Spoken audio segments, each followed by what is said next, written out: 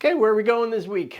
Well, since we've been kind of visiting the same place for a while now, let's go back. What? No. That's right. We're going to go back to Japan. And why is that? Because we're going to look at a couple of 55mm 1.8 lenses. One was produced by Asahi, otherwise known as later in life as Pentax. And it is SMC Takumar 55mm 1.8. And the other one was produced by a company called Mamiya-Sekor, or Sekor, potatoes. Potato. Potato. Tomato. Tomato. And it is also a 55mm 1.8, and it's also a classic. So that's what we're going to compare this week. No Dylan again. That's because Dylan's at school.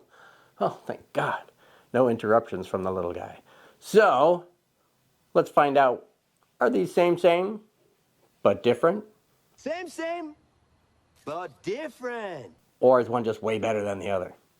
So let's find out together. Grab yourself something to eat or drink.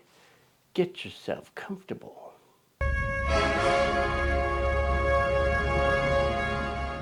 And let's get it on. Here I am, Vietnam. Rain is always coming down.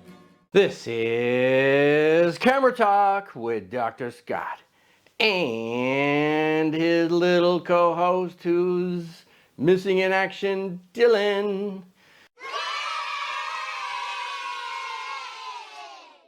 He's at school, that's right. At school. Actually, the wife's on her way to go pick him up now, so we gotta hurry up and get this done before they get home.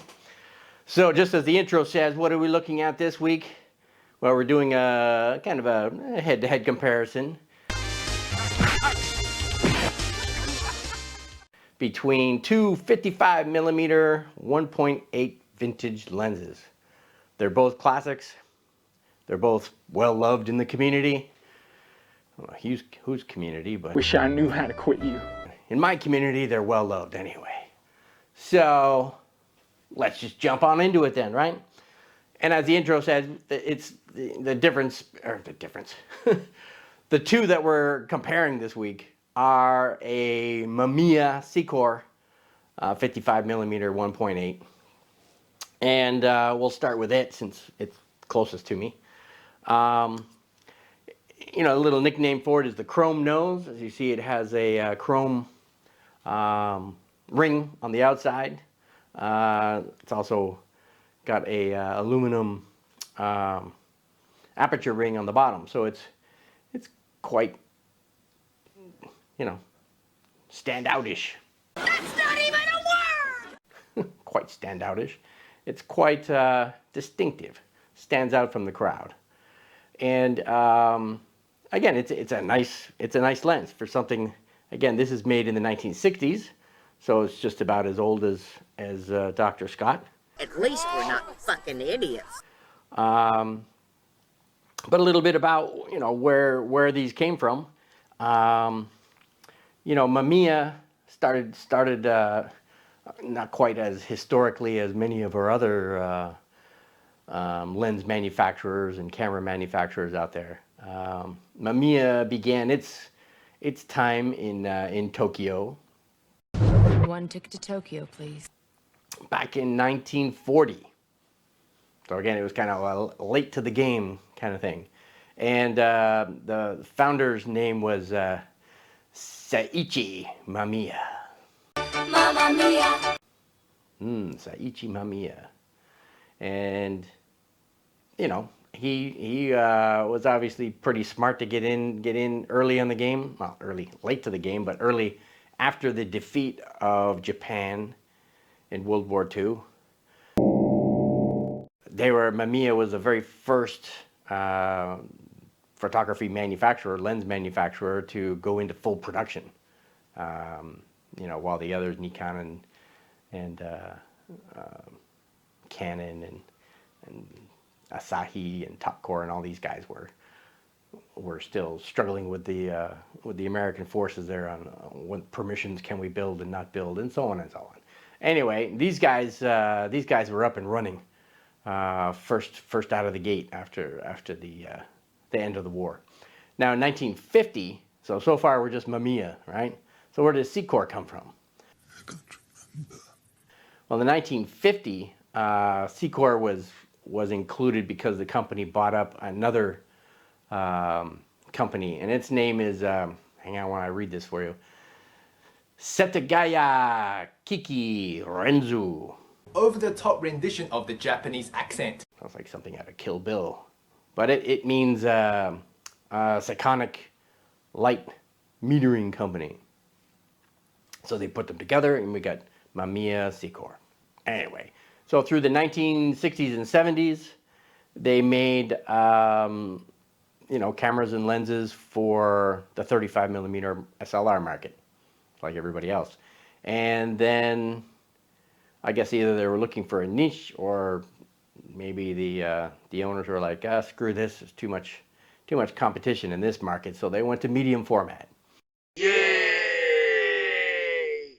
And that's where their real claim to fame is all about. The Mamiyas out there are still favorites to this day for a lot of medium format photographers. 1984, they went bankrupt. I guess too many company paid sushi lunches for the executives. They ran out of money and they had to sell themselves off. See, now that's some bullshit. So another company, which may be familiar to many of you, is named Hoya. They make a lot of UV filters and things, and people probably know that name from anywhere else. So they bought them. Hoya bought up the company, and then later they split the company. Hoya kept the medical division and then sold off the photography division. Of course, we didn't talk about the medical stuff because who cares? That's not what Camera Talk's all about. Thank you. But anyway, another company called Cosmo, woo! The most acid I've ever seen anybody eat in my life. Cosmo Digital Imaging company bought them, bought up the photography division, and then ended up collaborating and selling off parts of it to Leaf and Phase One. For those who are into name brands and those companies as well. So anyway, that's just a little bit overall where this thing came from and where it's gone and where it is today. But this is a vintage lens from the 1960s. You can tell by the serial number, 83,000. It's one of the earlier models. Some were manufactured with, which was the thing to do in the day, with thorium dioxide.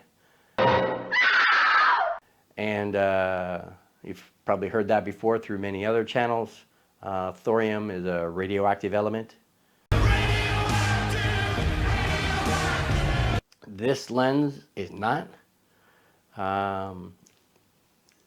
Mamiya went on and off, through production, and which particular samples, running line got the thorium and not. Now, just to clarify too, there's many people out there who seem to be all hung up on radioactivity. What you talking about, doctor? Thorium that's used in the manufacturing of lenses is not pure thorium. A thorium dioxide is a compound. It's not the same as the pure element. So the level of radioactivity is quite low. I mean, you probably, if you're going to get affected by anything radioactive, the elements around us, the air that you breathe has, radioactive, like bananas are radioactive. Ew! Your dentist taking x-rays, or you're flying on vacation to Hawaii, you're getting more radioactive exposure than you are from your lens. Get the fuck out of here. Now again, this doesn't have any thorium in it, but the thing with the thorium, that if you're going to be concerned with it, just Make sure that you're not constantly wearing it like a piece of bling bling jewelry. I'm going to make a necklace out of this, or a cool earring dangling from my ear, or make sure you don't drop it so the glass breaks and you may get little dust in the system, because you don't want to ingest it. That's the the thing with the thorium dioxide. Ingesting it is going to hurt you. My God! I'm hideous! So just make sure you're not crushing up your thorium doped lenses and sprinkling them on your frosted flakes, or snorting them up through a straw. It's not really,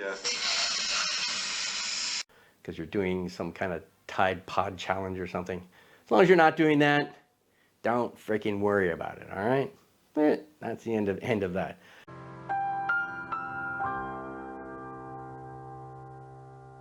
So anyway, this thing has some great construction, as is expected for many of these old 60s lenses. They're well made, well designed. The makeup of this one is 6 elements in 4 groups. Its close focus is 50 centimeters. So, yeah, half a meter for those who understand the difference between a meter and a yard. It has 6 blades, 6 aperture blades, which is very common for the day. Most manufacturers were going with 6 for this focal length. And of course that results in, you know, when you stop down, looking at the blade configuration, you end up with a hexagon bokeh ball, and we like our balls round, right? Say, everybody haven't seen my balls. Well, you're not going to quite get very round, even though these blades are kind of roundish, so they're not hard edge hexagon. They'll be soft edged, if that makes any difference to you. And one of the other differences with these compared to many others as well is that the blades, from looking down the barrel, the blades fold in from the top side.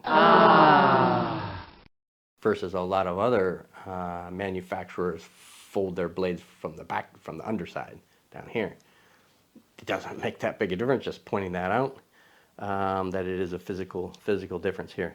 So anyhow, that was the physical aspect of this. They're very sharp, again, for the age that it is. It's a very sharp lens, even wide open. Of course, stopping down, just like all vintage lenses, you know, 2.8, f4, f5.6, you're going to get sharper images. But they're still cool. They're cool with plenty of characteristic and whatnot. Good colors, nice. Again, the rendering of the background, out of focus background, the bokeh. Rich, smooth, buttery bokeh. Pleasing. So anyhow, just to get you, what I normally do too is get you a shot to show you what it looks like from here of my Canon M50, which I use to record these videos. And I use my Sony A7R III to mount this with. Oh, it's the other thing too, that both of these actually have a M42 mount, which is a screw mount. Well, you guys, I'm going home. And again, they were quite common in the day. And of course, the M42 mount was designed by the next guy we're going to talk about here, the Asahi.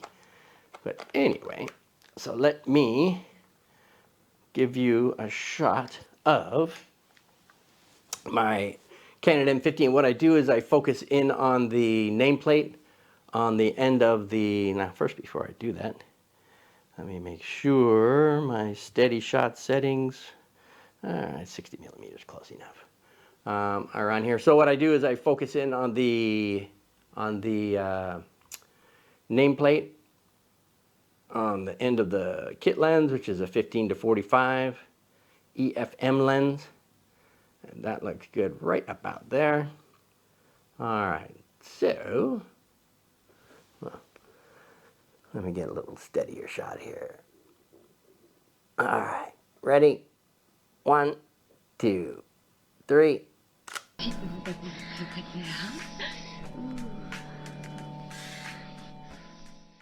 All right, so that's at 1.8. Let's do 5.6 just to show you what that would look like. Is it any sharper? Well, there's definitely no focus shift, that's for sure. All right, so again, 1, 2, 3.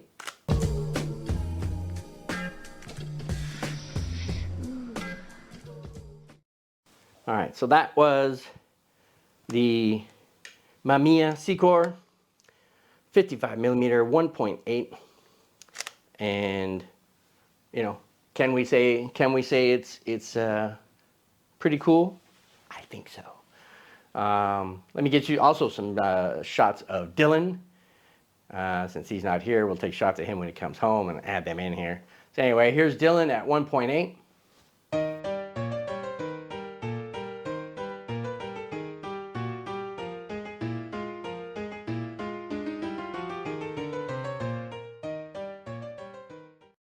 And just because, you know, who really cares about the rest, we'll just leave it at 1.8.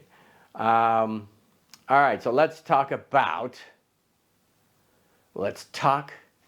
Takumar.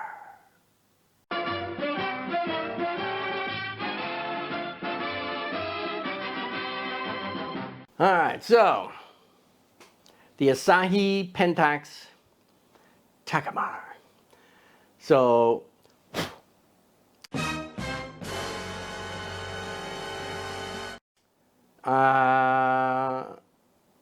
anyway, this is a 55 1.8, just like the Mamiya one that we just looked at. But let's, you know, again, just do what we did with the Mamiya. Give you just a quickie overview of the company. Now, Asahi began a little further back in time than Mamiya. From the naked dawn of man. You know, Asahi began in 1919 founded by a gentleman named Kumeo Kajiwara. Kumeo Kajiwara. English, motherfucker, do you speak it? He started off the company making glasses, eyeglasses, right, spectacles, and then saw the opportunity and ventured off into photography world, the wonderful world of Camerland, making lenses. All right, so I'm going to jump ahead just to save some time. In you know, mentioning again about the M42 screw mount, that was also designed by him, 1957. Hey, screw you! The M42 mount. Later, they ended up calling it the Pentax mount, even though there was another mount after that called the Pentax mount, PB mount, or PK mount. Sorry, PB. What's that one? That's the slips my mind. I'll put it up here. Anyway, so this one again, 1957, created the M42 mount. Now he went on to design as well a Takumar line, they called it, in the 1950s, and it didn't really come into fame and glory until the 1960s when they came up with the Super Takumar.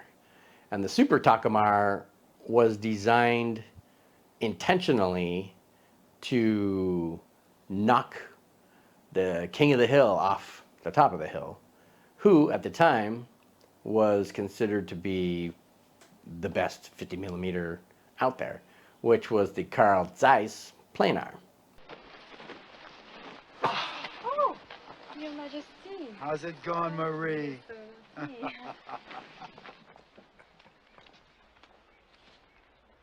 It's got to be the king. Came up with a Super Takumar 50mm 1.4 with an 8-element design, and it was called the Planar Killer.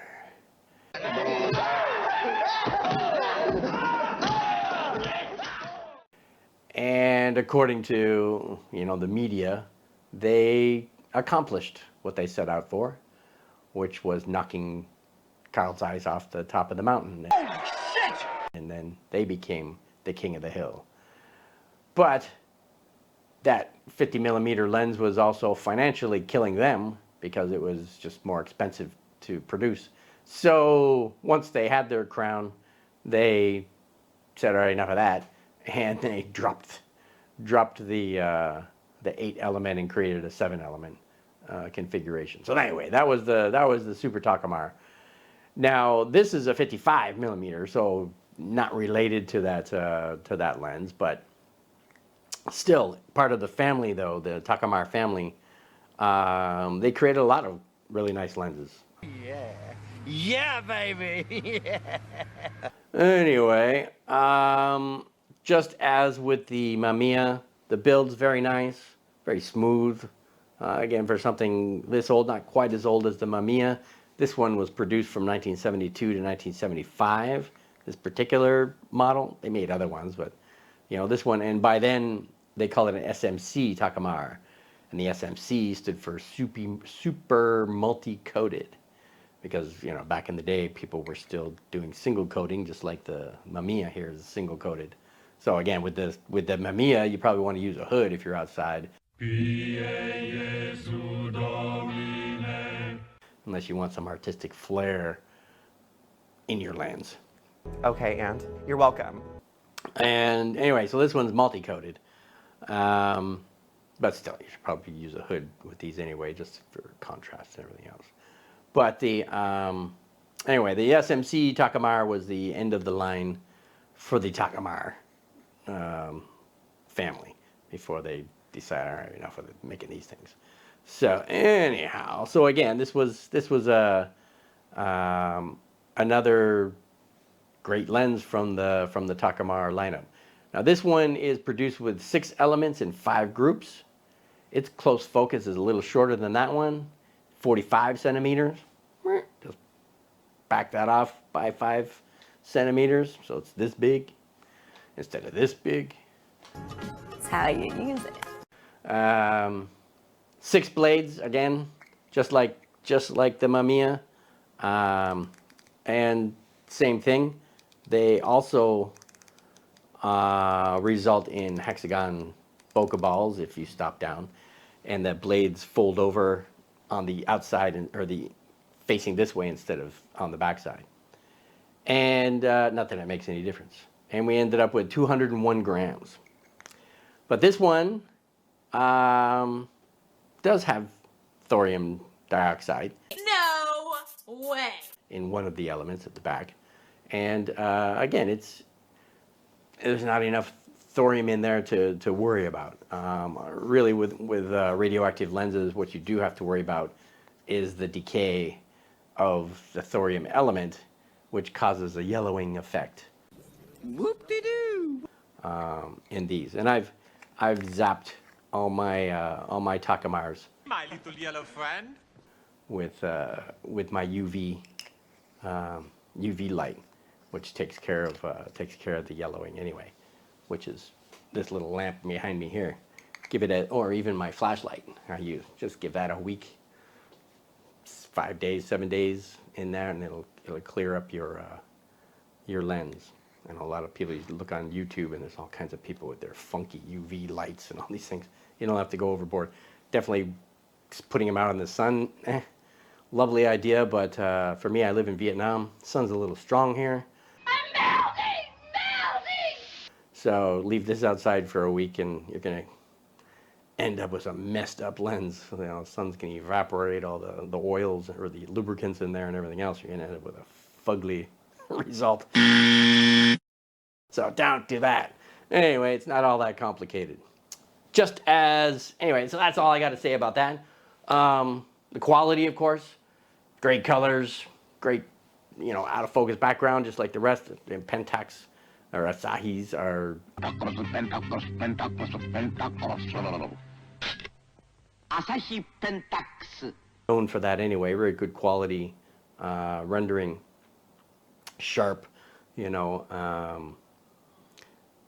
these actually can be sharper than that Super Takumar 50 millimeter that everybody's all high about.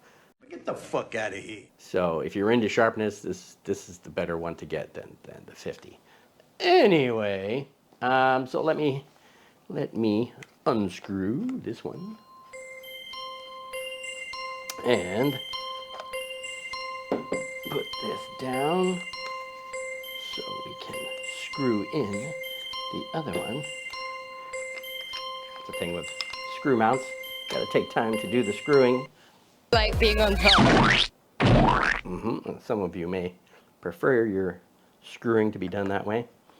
Here I am looking for the dot to line up. It's a screw mount, dummy. Duh. Doesn't matter. So anyway, all right. Same thing.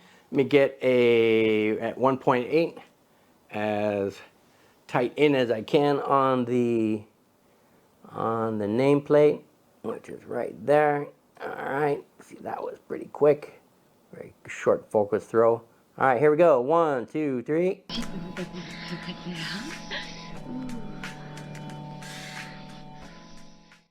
All right, so that's 1.8. And let's stop down to 5.6.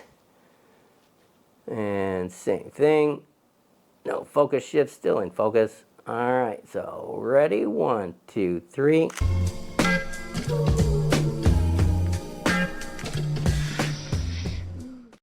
All right, so that was 1.8 and 5.6.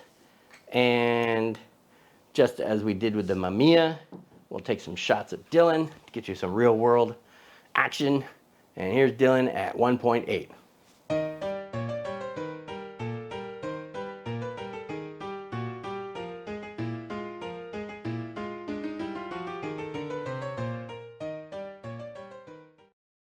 How do you think? What do you think? Look good, huh?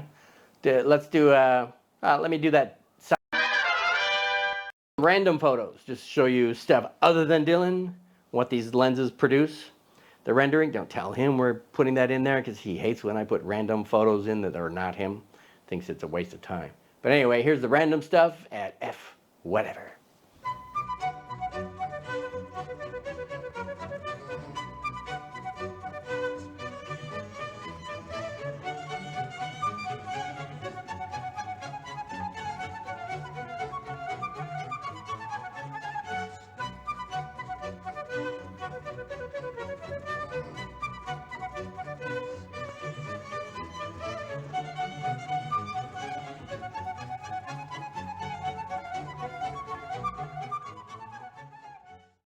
So, other than that, last thing I could do is recommend them. Can we recommend these two lenses? Yes! I think so. Again, they're not expensive because, as I said, like in the Takumar world, you know, the Super Takumar 50 millimeter 1.4s are the ones that are sucking up everybody's money. The 55, it doesn't get the spotlight, so it's more economical. And the Mamiya-Sekor, same thing. It's not known by a lot of people out there, so it's not. Again, the prices aren't so wild and crazy with that either. So you probably find some of those. I tried to scare people with the radioactivity thing. If they have one, go, oh my God, it's radioactive. You better sell that to me quick for cheap before your eyeballs melt out of your head. That's disgusting. Maybe they'll believe the story and sell it to you for a good price.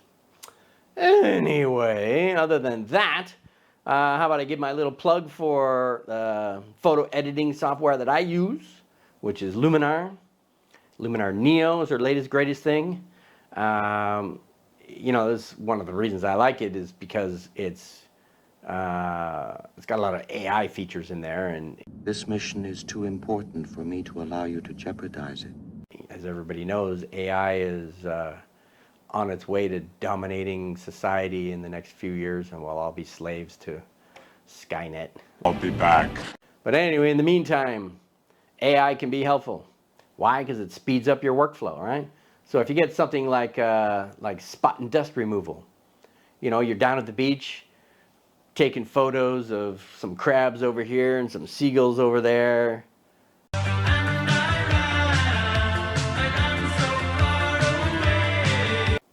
No, the actual birds, and some, you know, little kids splashing around in the water, and then you see some hot babes over there. You're like, ooh, check out those. Look around. The wife's not paying attention. Dylan's busy making sandcastles.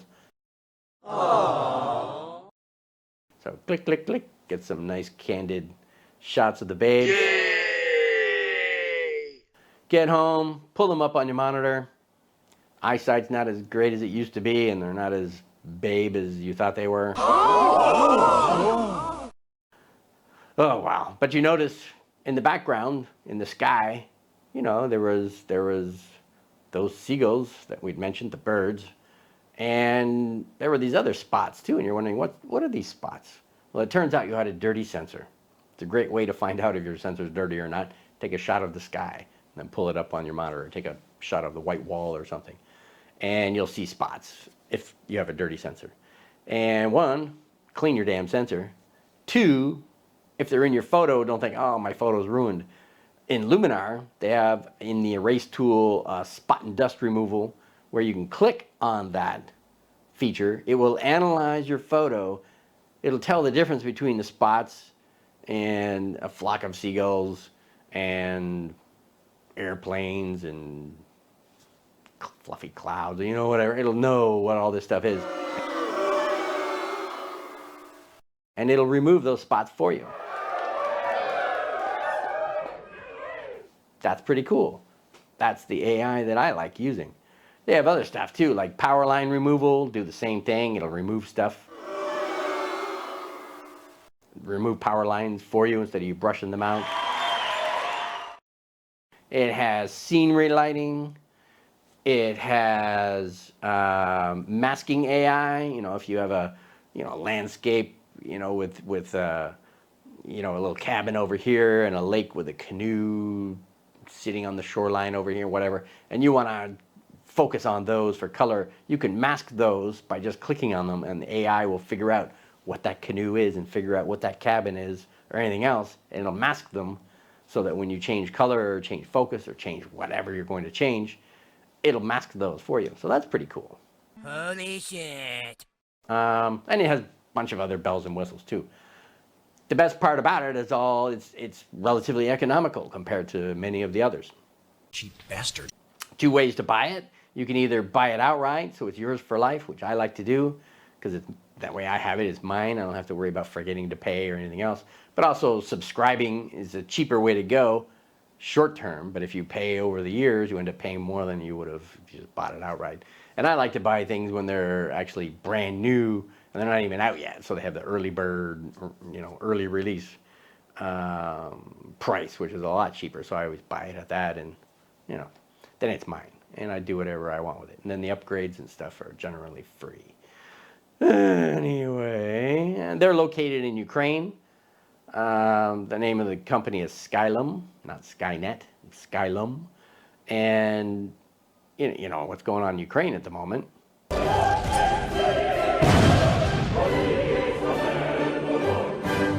So, you know, here they are producing all this cool stuff and upgrading and putting out brand new versions of things, all while Mr. Putin's doing his best to eliminate them.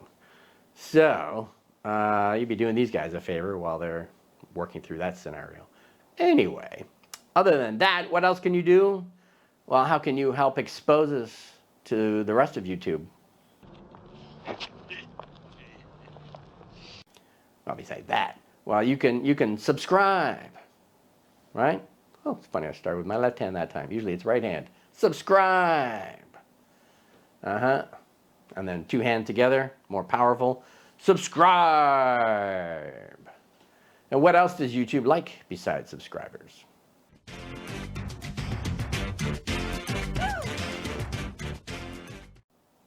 Well, besides that, everybody likes that. Well, they like the thumbs up, right?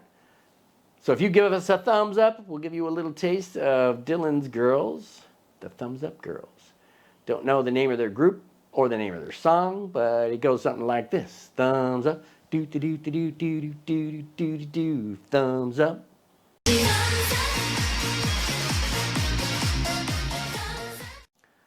Alright, aren't they cute? Dylan's got a heavy thing for the blonde there. Shut up, you big fucking asshole. Anyway, he's giving her his own nickname. You're a badass. But anyhow, other than that, so you subscribe, give us a thumbs up. What else can you do? Well, don't send us any money, unless you really want to. But anyway, well, what you can do is you can come on back next week, right? Because we do one of these every Friday. Now it's Friday Vietnam time.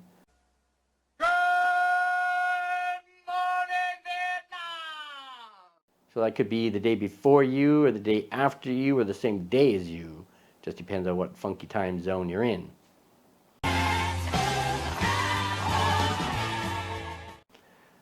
So other than that, well, who are we? Well, I'm Dr. Scott. The absent one is Dylan. I am your father. I'm Batman. I'm Spartacus! Bond. James Bond. And collectively, we are all Modesty Photography.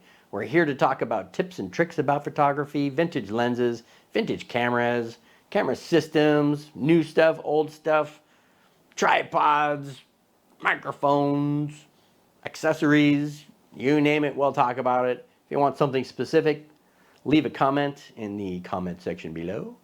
Oh, I forgot to mention that about Skylum too, with Luminar. If you want a discount, if you're going to actually buy one, use the link below, and they'll take some money off. And what do they do with that money? Talk it out, man. Well, besides that, they should be giving it to me. I don't think they do, but damn those Ukrainians. Damn you! Damn you all to hell! So anyway, I think that's all I really wanted to say. It's always a lot. My videos are never 5 minutes like other YouTubers, but oh well. Screw those other YouTubers. Get the fuck out of here. So thanks for dropping by. Thank you. Thank you for subscribing. Thank you. Thank you for the thumbs up. Thank you. Thank you for buying a copy of Luminar through our link. Thank you. Thank you for just being you. Thank you. That's right. And should you come back next week? Yes. Why is that? Because you belong here. That's right. We're a family here at Camera Talk. Yay! Speaking of that, what's the name of the show? Well, this was Camera Talk with Dr. Scott and his little co-host Dylan. Ooh, maybe I'll get him to do the thumbnail for us, so we get Dylan involved in there somewhere. He's a terrible host these days, giving me a hard time all the time about coming to do Camera Talk. Fuck off. Anyway, so thanks for dropping by. So I think you're free to go. You better go now before I think of something else to say. And we'll see you next week. Okay? Okay. All right. Stay shooting. Photos, that is. And we'll see you. All right. Bye-bye. Here I am, Vietnam.